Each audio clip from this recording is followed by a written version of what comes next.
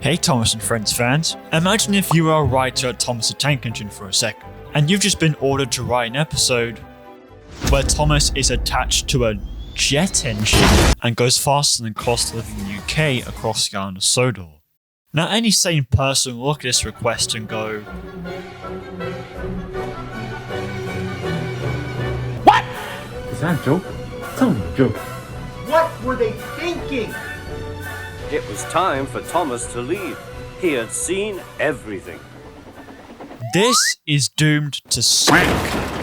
Right? Wrong! At least, not this time. Because David Mitton and Ross Hastings took this incredibly absurd premise and turned it into one of the most fun and thrilling joyrides I've ever seen, and one of the most iconic Thomas episodes of all time, with the Series 6 episode, Thomas the Jet Engine. And here is how they did it.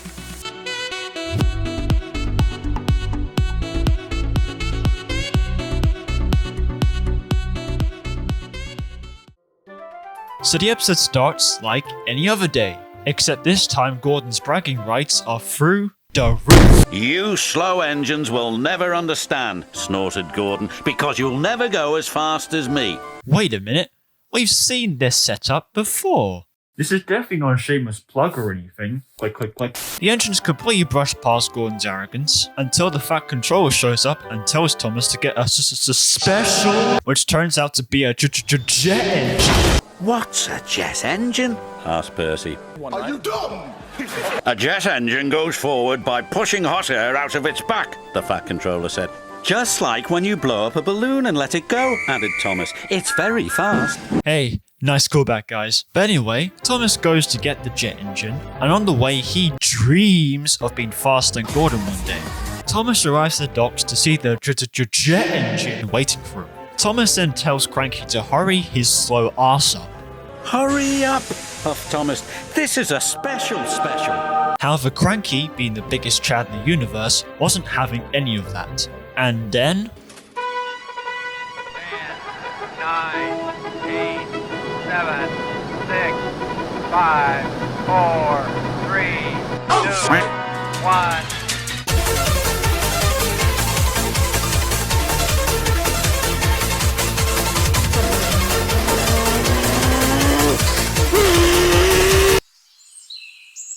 I have no idea how to breathe. Postman Pat, Postman Pat, Postman Pat. Oh, damn. So Thomas is zooming across the Island of Sodor when, uh-oh, who's this? It's Gordon. I'm fast as fuck, boy.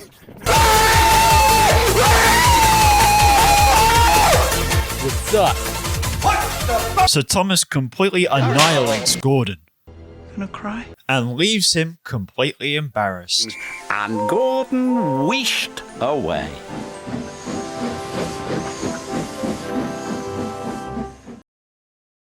I'm telling you right now, this episode is brilliant. It's brilliant in the way it manages to make itself be fun. Which I know doesn't sound that extraordinary, but hear me out. This is unrealism on fucking steroids. There is no way an event like this would actually happen in real life. And if it did, then either Thomas's wheels would have melted, or he would have derailed on one of the curves going at such high speeds. So if an episode like this, that's a big suspension of disbelief, you need it to be fun, since otherwise it would turn into Rhaenyra and the roller coaster, one of the biggest lacklusters I've ever seen. And the various ways that Thomas the Jet Engine makes itself entertaining is particularly notable, since it utilizes a lot of key ingredients that in part helps to generate enjoyment.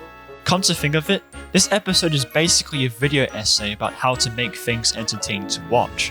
So let's go with that. Here is how to make things fun, with the Void Bear. Now I know what you're thinking. Wow, you're making a video about how to make things fun? What is this, kindergarten? But I can assure you, it isn't as simple as it looks. Trust me. I know from experience. Number 1. Narration. Acting in general always helps to make viewers engaged in the story, whether that's through sadness, happiness, anger, fear, whatever. Say whatever you want about Andrus' narration for Series 6, but his narration for this episode is golden. He has the perfect balance of both energy, charisma, and enthusiasm to make scenes feel incredibly exciting for the viewer. The driver tried to put on the brakes, but Thomas couldn't stop. Oh, boy! And then you have Alec Baldwin. The driver tried to put on the brakes, but Thomas couldn't stop. Number 2. Jokes. Now, Thomas and Friends isn't a show known for its comedy, but a good sense of humour always triggers a lot of comedic knee slappers. Hey, Ron. Hey, Billy. And this episode has a lot of them, and they're genuinely funny. Want a race, Thomas? Beat Bertie? Never mind. Hi, Gordon. Bye, Gordon. Number 3. Music. The choice of music is particularly important in regards to setting the tone. And in this case, they decided to use the William Tell overture for the runaway sequence, which sounds a little something like this.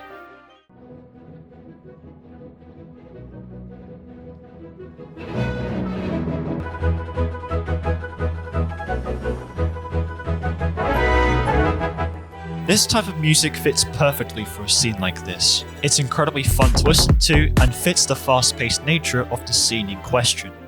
Number 4. Cinematography.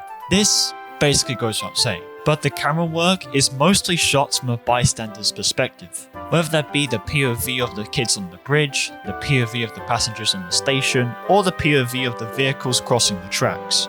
This in part gives viewers the impression that they're at a stadium witnessing a compelling event right in front of their eyes. Other shots positioned in the front of Thomas's face are mostly there to add to the exciting atmosphere.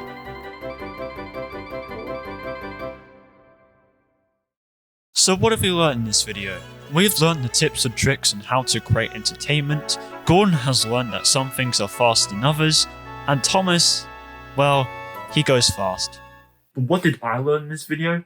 Well, I learned that making videos is incredibly laborious, and also a complete waste of time because I make no money off this channel anyway. That's besides the point.